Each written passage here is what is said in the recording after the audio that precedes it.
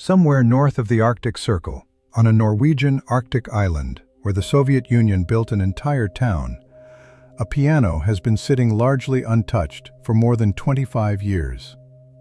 No one plays it, though tourists still walk past it on guided tours.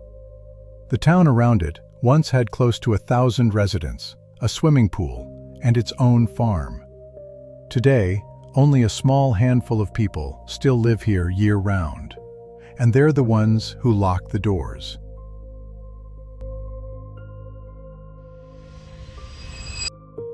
For roughly 4 months of the year, the sun here never rises above the horizon.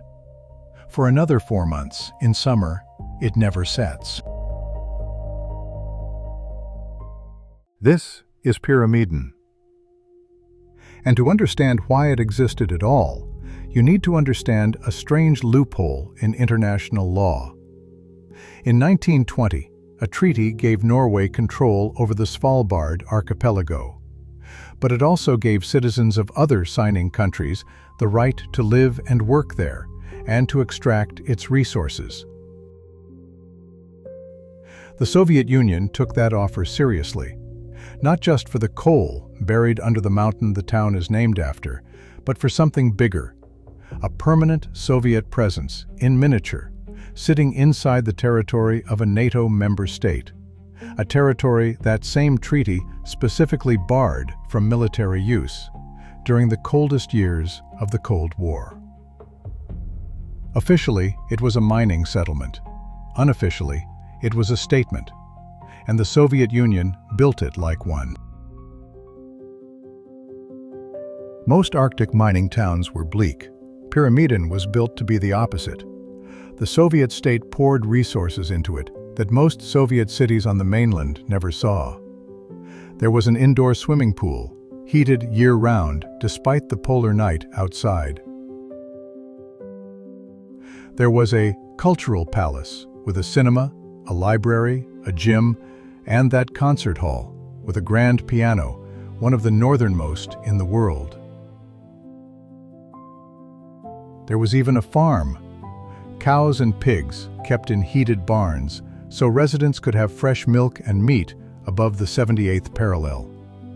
Soil for the greenhouse was shipped in from Ukraine because nothing grows naturally in this permafrost.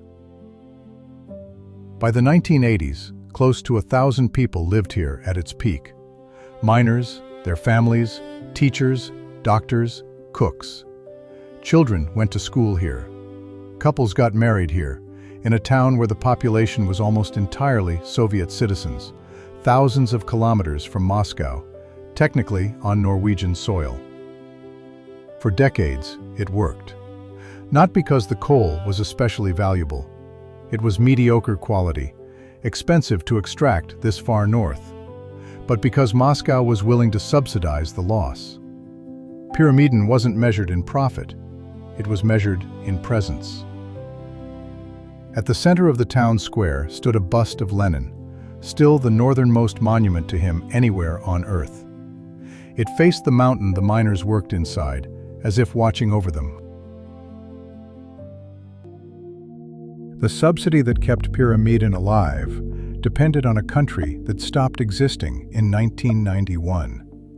When the Soviet Union collapsed, the mining company that ran the town, Archipelago, didn't disappear, but the money behind it did.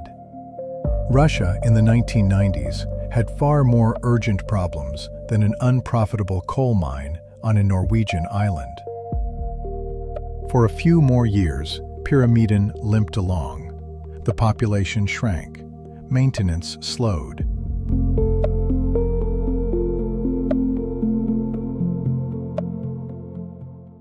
Then, in 1996, tragedy struck at the airport nearby. A plane carrying miners and their families back to Pyramiden crashed on approach, killing everyone aboard.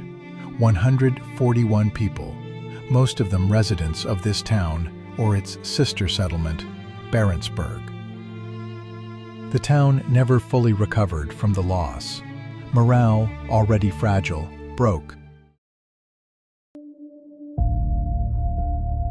What makes Pyramiden different from most abandoned towns isn't how it fell, it's how fast it emptied. This wasn't a slow decline over a generation, the way it happened to mining towns elsewhere. The last coal was extracted from the mine on March 31st, 1998. With no more coal to justify the cost of keeping people alive in one of the harshest climates on Earth, the town had no reason left to exist, and within a matter of months, it had emptied out almost entirely. People who had lived here for years, some for over a decade, were told the town was closing and given a short window to leave. Personal belongings could only take so much space on the ships back to the mainland. Furniture stayed. Books stayed.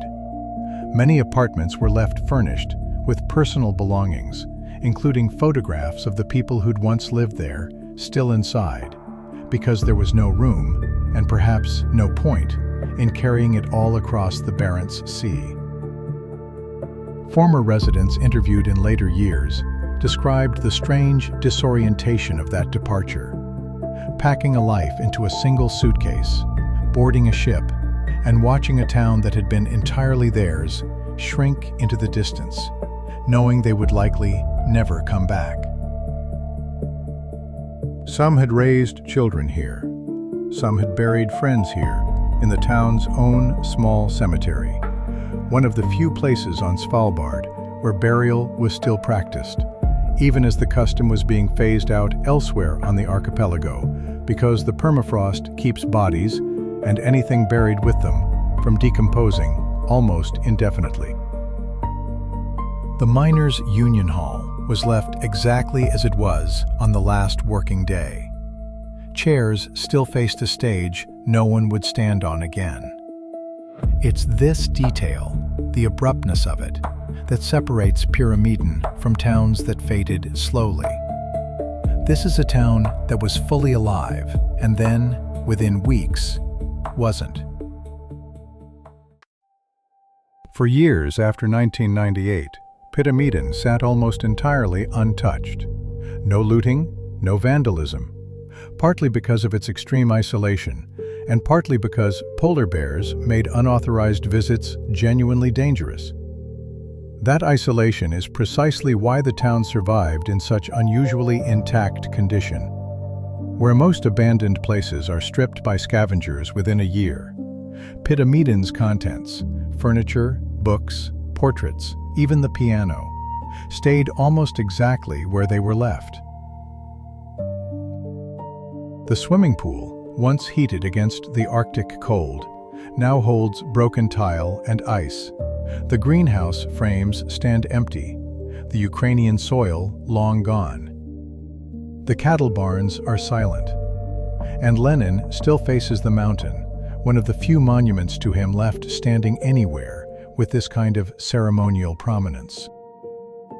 Pyramiden isn't entirely dead today. Since the early 2000s, Archipelago has slowly reopened parts of it, not as a mining town, but as a tourist curiosity. A small hotel operates through parts of the year, reachable by boat in summer or by snowmobile across the ice in winter. Guided tours walk visitors past the pool, the cultural palace, the square with its Lenin bust, always with an armed guide, because polar bears still pass through more often than people do. Year-round, only a small handful of caretakers remain, sometimes as few as 6, maintaining what's left, discouraging the wildlife, and locking up the buildings tourists aren't allowed to enter. For most of the year, they are, functionally, the only people living in a town built for 1,000. It's a strange kind of afterlife for a place designed to be a permanent statement.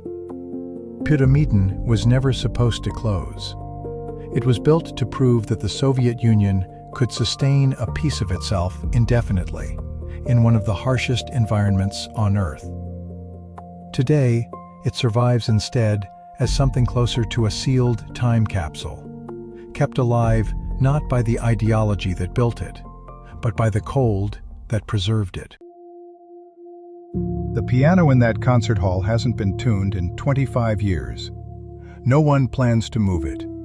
In a town built to outlast the Soviet Union, the only thing that actually did was the silence it left behind. If you want to see more places like this, towns, buildings, and projects that were built to last and didn't, subscribe. There are more of these stories to tell.